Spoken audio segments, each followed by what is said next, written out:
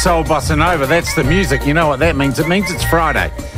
It means it's around 8:30 on a Friday, and it's time for Free Speech Friday when we get two free-speaking New Zealanders and we talk about the events of the week. We have a bit of a jawbone and a bit of fun.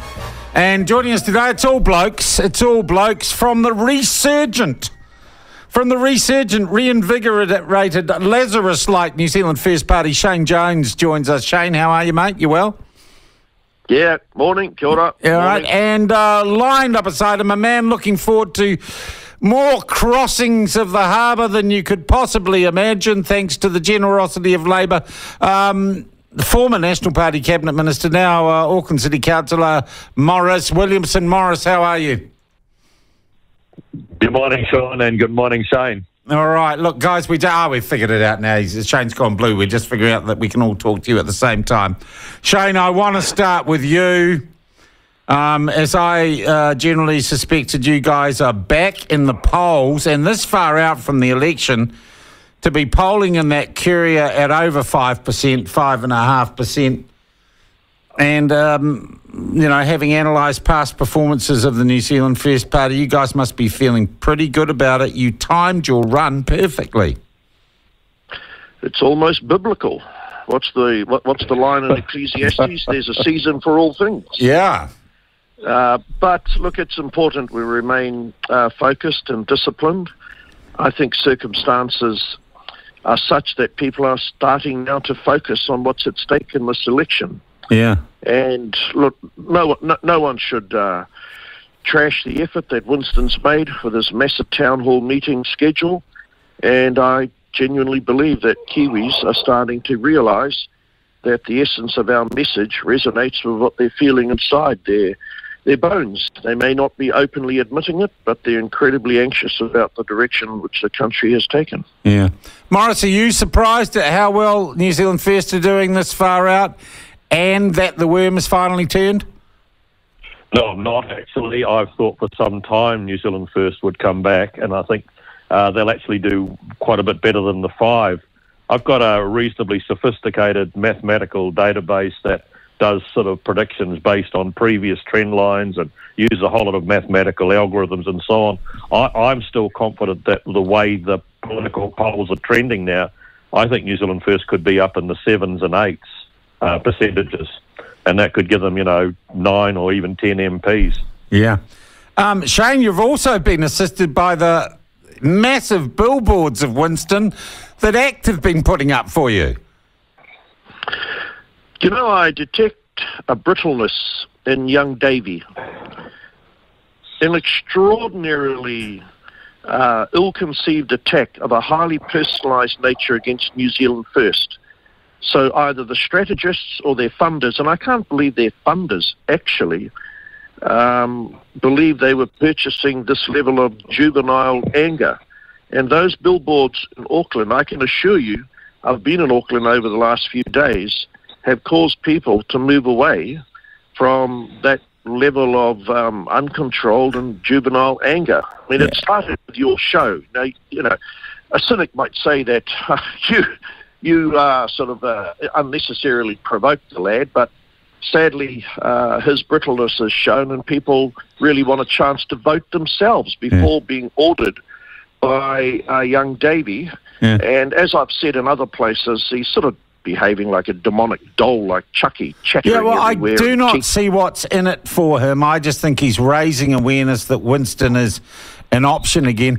And Maurice, you have to say, looking at the polls, it doesn't seem to me that the rise of New Zealand First has necessarily come at the expense of ACT. I don't think New Zealand First, Shane and his mates, are taking votes away from ACT. I think they've scooped up all the vaccine nutter people off the minor parties and Labor people who don't want to vote Labor but can't bring themselves to go any further right or across the spectrum than that. Look, I think that's absolutely correct, and I think the worst thing you do in politics is ad hominem attacks. They don't work. They actually have the underdog kick in. If you start smacking somebody around personally, then it fails miserably, and all you've done is give them airtime. If ACT had wanted to, they should have just shut up, not mentioned New Zealand First, and just said we're expecting to be in coalition with National, And when asked about New Zealand First, give them the old Muldoon line of and leave it at that. But it was a big misstep, I think, and I'm, like Shane, hearing a lot of people saying they don't like that, and I don't know who made the decision. I think had always taken a principled position that our ideas, well articulated, are enough to vote for. We don't need to attack anyone else. And they did right on that stance, and they should have stuck with it. Yeah. Shane, the other thing, just a word of advice, if David Seymour sends you the bill for those billboards, don't pay it. I can assure you, to the extent that we have surplus funds, they're going to go on things far more relevant than his rents. Yeah. Well, look, I want to move on now to a topic that is as curious as ACT's current billboard strategy in Auckland, and that is the so-called game-changing watershed semi-rigid deal that Chris Hipkins announced with BlackRock. Can I first ask, do either of you have any idea what the actual deal is? No. Shane? Absolutely not. Absolutely not. To me... hang on, sorry, I do. Morris, I do. Yeah? I do know. I do know. Okay, I do. It's not a deal of any sort. It's actually just an announcement. It's an announcement that one day, somehow, an equity firm based in the United States that gets involved in all sorts of things, including fossil fuels, may actually come and use some of its investors' funds to do some things here, and somehow the government thinks that was an announcement.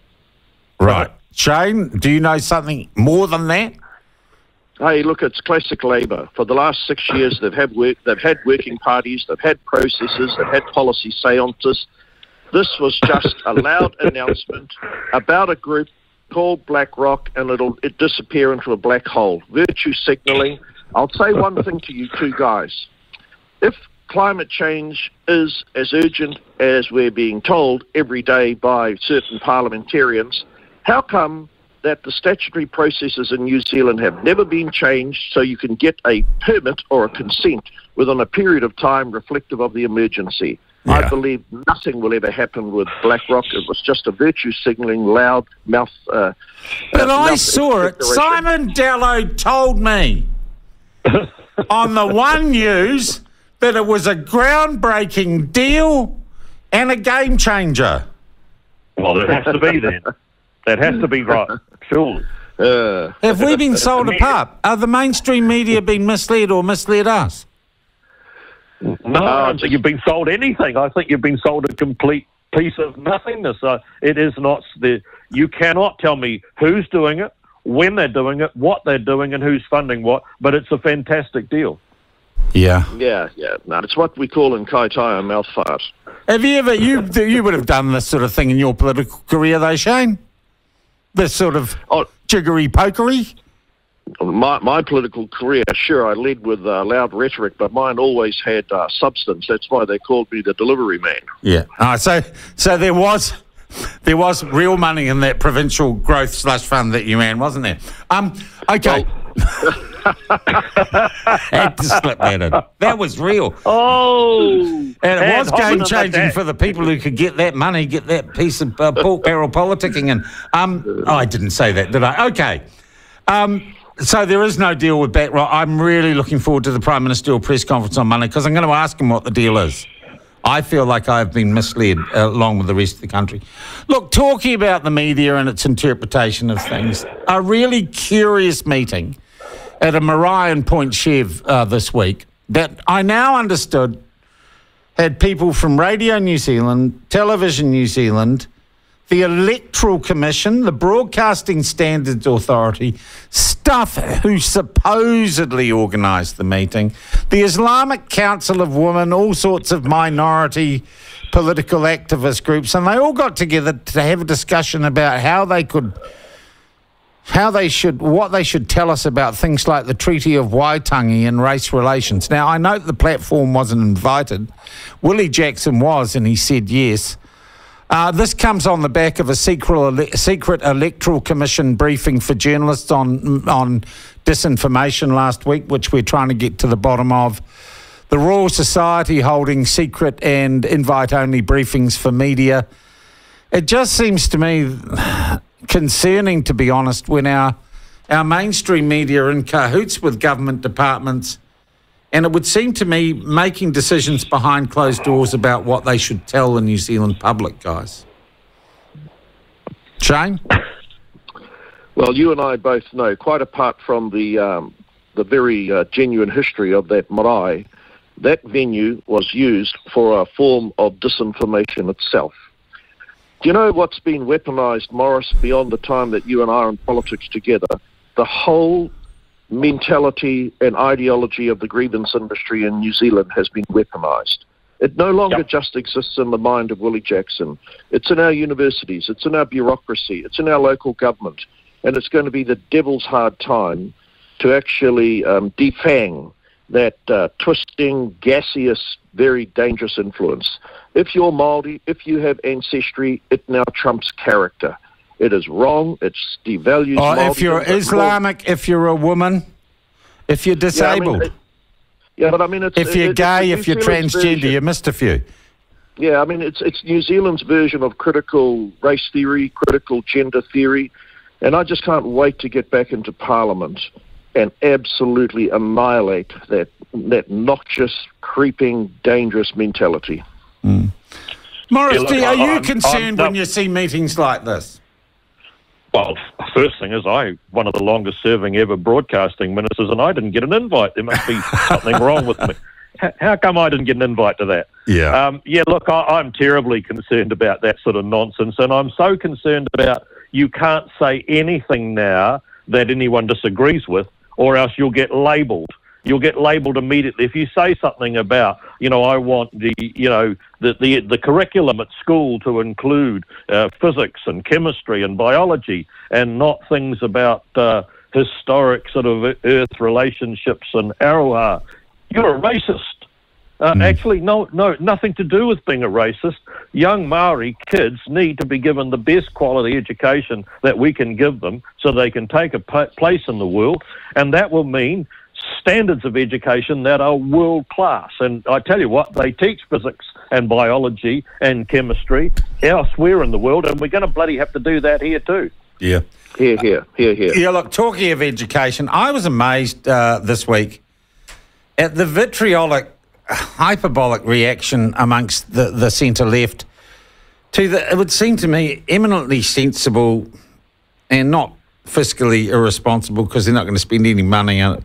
Just the declaration by National that they would, in theory, as a policy, ban cell phone use in schools during the day, right? The use of smartphones in state schools. We had covered the issue the week before, and it seemed an unremarkable idea that is being implemented largely anyway by increasing numbers of schools who say on a whole lot of levels it's just a good thing to do.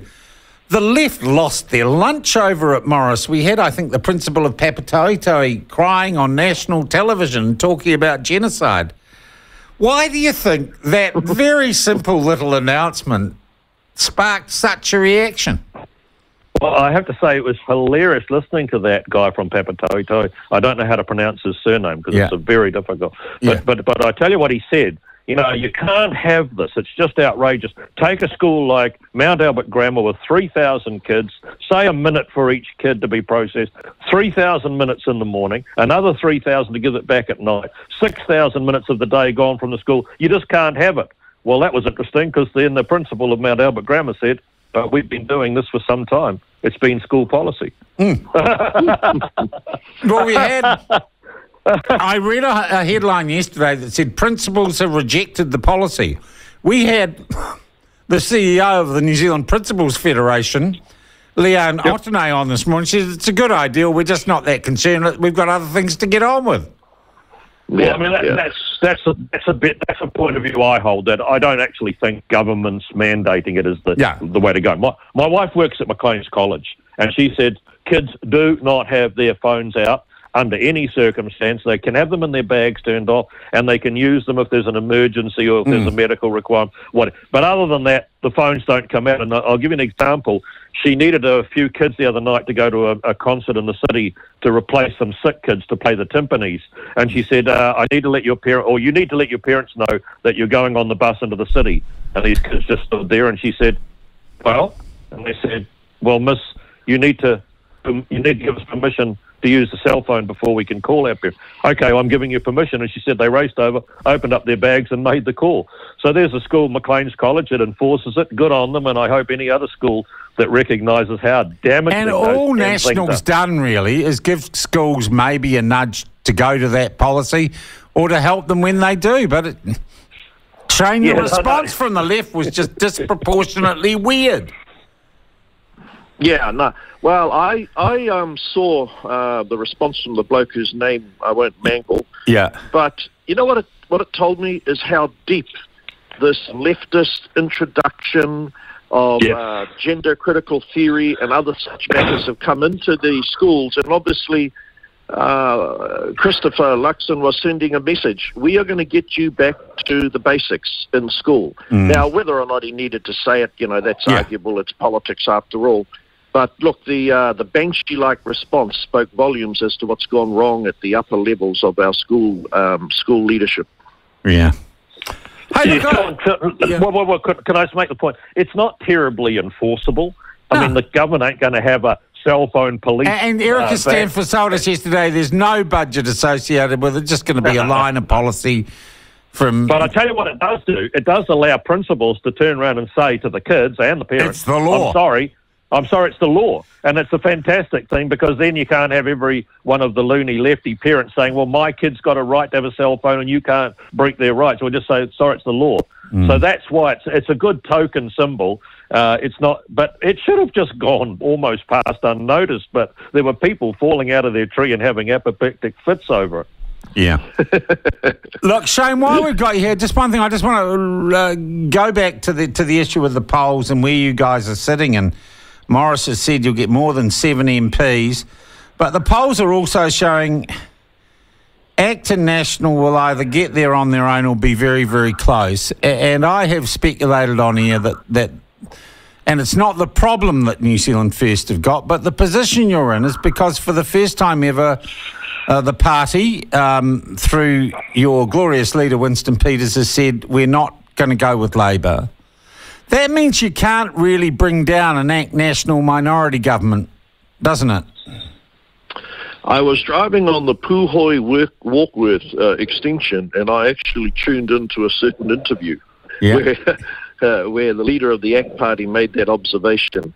But look, it's treacherous territory, Maurice, Sean, to speculate what will be the shape and future form.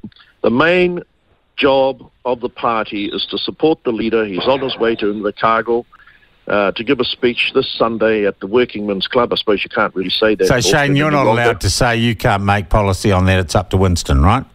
No. What I'm saying is that first get back into the House and don't anticipate what might or might not happen until we're back and we've got a perch on the parliamentary landscape. Yeah. Sean, there's another aspect to this. When you're the leader of a party and you've just got the numbers, there is a level of whether that's an enduring solution if you've got a 61-59. So what John Key did, quite sensibly, was he went to Tariana Turia and Peter Sharples and said, I don't have to have And you know the price you had to pay for that, Maurice? Signing up to the UNDRIP. And look where that's got us. Okay, well, that's a piece of junk as well. But I still think... Well, that was the deal with Sharples. You get the UN Declaration on the Rights of Indigenous Peoples, which led to He Puapua, which led to co-governance. Please don't raise the United Nations with me. I've never known a more dysfunctional, hopeless organisation in the world. But look, you cannot have a 61-59 and be certain of anything because you need one rogue backbencher, you need one by-election, you need something. And so I believe New Zealand First will not only be in the Parliament, but will play an active role, whatever that happens to be, in the government of the future. And I just think that's pretty much now written as long as... Shane, you can break out the ministerial credit card, buddy. You're in. There's a famous saying in Kaitaia, the weka doesn't go twice back into the snare, having escaped it once. Hey, guys, look, a couple of other things I want to kick around there, and not quite so serious or political. Well, I suppose they are serious. Are you, like me, absolutely fascinated with this poison mushroom case in Australia? Oh, Yes. mate. Yes. Yes, totally, totally. I mean, when I grew up in the 70s and 80s, 70s and then university student in the 80s, there were apocryphal stories about magic mushrooms, and I've got a relative who actually went to where Winston and them come from on the coast there in Whangaruru, and I think he experimented with magic mushrooms, and for the last 35, 40 years, he's never come home. Yeah, what are they called? Death cat. But, Maurice, it looks so good. So the husband who doesn't go to the lunch and survives, but had previous poisoning. I mean, what's your call, Maurice? She's a murderer? You can't probably say that on the radio, but I'll give you a joke. No, you can, because you're in a different jurisdiction, and it's a current event. Well, of course there's something more to this. But look, a joke we were taught by my parents when I was a kid was about the woman who's had 5 husbands and 4 of them had died from eating poisonous mushrooms. And the guy said, and what about the 5th husband? And he died from a blow to the head from a hammer. And they said, how did that happen? She said, he wouldn't eat his mushrooms. Look, I had a thought, either it's a homicide and this woman is going to be charged because it was all looking horribly dodgy at the moment. And one gets the feeling, Shane, that the police are just kind of sort of flat batting this till she does something crazily wrong and they've got her. Yeah. I mean, there's been some inordinately, spectacular cases, not the least of which is that bloke who went down for murdering his wife, and it took about 40 years in Australia for them to get him. And I think this has got all the resonances, not of who done it, but just gonna she murdered them. Yeah, it's going to be a global buddy story. I don't even like mushrooms, and I now know why. I also thought it was possible, Shane and Maurice, that some mystery guy on a motorcycle may have been responsible for dropping off the mushrooms. And we should have a talk to Marama Davidson about that. It will have been a white cis male that did it, I can tell you now.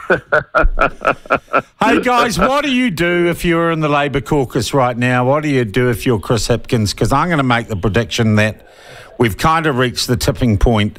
There is now an acceptance the government is going to change, and weird things happen with public opinion polls and voter preference. When they realise that they're not going to be backing a winner, they start to look for the next person. What does Labour do in these circumstances, Maurice? Well, Sean, that's one of the things my little mathematical thing looks at. I've been part of it both on the positive and the negative side. It's called voter flight. What happens is, as you get very close to the day, this happened to National the last election, the voters say, you can't make it. You're obviously not going to get there. So now I'm going to change my vote to see if I can engineer an outcome that will get a better result for me. In the case of last election, there was a hell of a lot of National Party voters panicked about a Labour-Green coalition, and they would rather a Labour... Because Judith scared them with the wealth tax from the Greens. Well, there was a whole range of things that the Greens have got a whole lot of nutty policies that most National Party voters don't want to bar off. And so a lot of National voters, here's the evidence. There isn't a single electorate in the country that National won the party vote. Wow. Wow. Yeah. Okay? Think of it. Think of that. Pakuranga, my old electorate. Blue as blue. Elam in Christchurch used to be Fendleton. There isn't a single electorate. Sorry, there is one. Yeah. That's Epsom because of the deal. But there isn't a single electorate. Any of the rural electorates, National didn't win the party vote in any one of those. So what can Labour do, or is it just now a case of, I don't know, bailing as fast as you can, recognising the boat's going to sink and just getting the lifeboats ready? It'll be an absolute reenactment of what happened in 1990 when they dropped Geoffrey Palmer, they brought Mike Moran. He was going to try and save the deck chairs on the Titanic as the boat went down.